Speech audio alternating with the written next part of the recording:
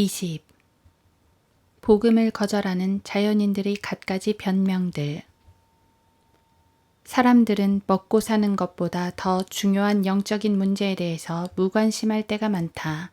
사람들에게 있어서 육신의 생명은 유한하지만 영적인 생명은 영원하다는 것을 간과하고 사는 것이다.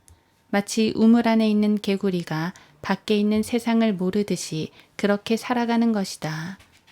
솥 안에 물을 넣고 개구리를 집어넣은 다음 불을 떼면 서서히 덮여지는 물의 온도를 감지하지 못하고 유유히 헤엄을 치던 개구리가 그 뜨거워지는 물에 조금씩 적응하다가 결국은 뜨거운 물에 익어버리는 참변을 당하듯이 사람들도 그렇게 비극적인 결말을 맞이할 수밖에 없다.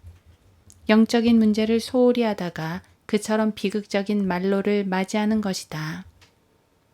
매일 경제신문이 월스트리트 저널을 인용 보도한 바에 따르면 인도에 있는 보카팔이라는 마을이 있는데 이 마을은 지표면에서는 석탄불이 타오르고 갈라진 땅 사이로 유독가스가 뿜어져 나온다.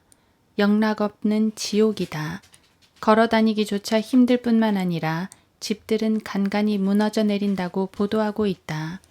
그런데 마을 주민들은 인도 정부가 마을에서 8마일 떨어진 지역에 아파트 2,400채를 짓고 주민들에게 이주할 것을 권유했지만 아직까지 주민들은 이주하지 않고 있다고 보도했다. 이주 거부 이유는 생계 유지 때문인 것으로 드러났다. 채광 지역인 보카파리아 지역에서 석탄을 조금씩 채취해 시장에 팔면 하루에 $2 정도 벌 수 있다고 신문은 전했다. 보카파리를 떠나면 입에 풀칠도 하지 못하기 때문에 지옥 같은 마을에서 고통스럽게 살고 있다는 것이다.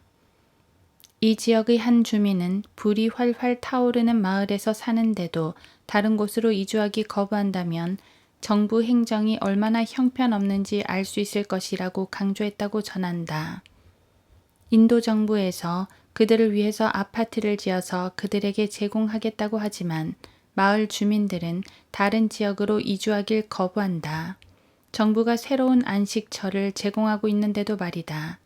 이런 상황을 두고 볼 때 우리 그리스도인들이 늘 겪는 불신자들과의 실랑이를 연상하게 된다. 복음 전파자들이 지옥으로 향하는 죄인들을 볼 때 안타까운 마음에서 예수 그리스도를 믿고 거듭나야 함을 역설해도 아랑곳하지 않듯이 이들 역시 현실에 집착한 나머지 보다 더 나은 환경으로 바꿔볼 생각은 안 하고 있는 것이다. 그들이 그 열악한 환경에 노출되어 하루하루가 위태로운 삶을 살면서도 그처럼 안주하고자 하는 마음에 움직이기를 싫어하는 것을 볼 때 이 세상 죄인들이 회개하지 않고 값없이 주시는 영원한 생수를 거절하고 영적 기근에 처해 있는 것과 흡사하다 하겠다. 성경은 너희 인생이 무엇이냐 라고 물으신다. 우리의 인생이 바로 우물안 개구리와 같은 인생이고 숯불 위에 올려진 솥 안에서 은근히 삶아져가는 개구리와 같은 것이다.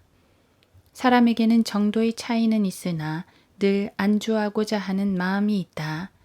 만일 사람이 어떤 환경에라도 적응해야만 하는 적응 능력이 없다면 대단히 어려움을 겪을 수밖에 없다.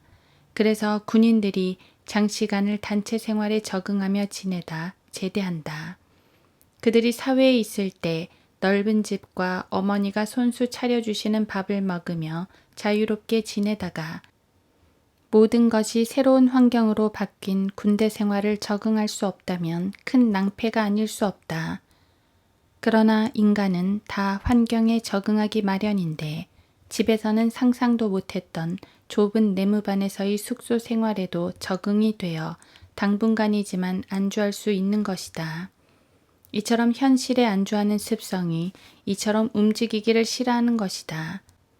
물론 그 이면에는 뒤에서 수십 년간 그 인생을 조종해 온 마귀가 새로운 것에 눈뜨는 것을 막고 가려버려서 속수무책 당하기만 하는 사람들도 있지만 어떤 사람은 지나치게 자아가 강한 나머지 진리가 들어갈 공간 부족함으로 어려움을 겪는 사람들이 많다. 성경은 또한 이러한 완고함에 대해서도 말씀하신다. 이는 거역함은 마법하는 죄와 같고 완고함은 행악과 우상숭배와 같음이니이다. 왕이 주의 말씀을 거역하였기에 주께서도 왕을 거절하여 왕이 되지 못하게 하셨나이다. 사무엘상 15장 23절. 현실 안주와 완고함은 자연인이 복음을 거부하는 주 요인임을 알아야 한다.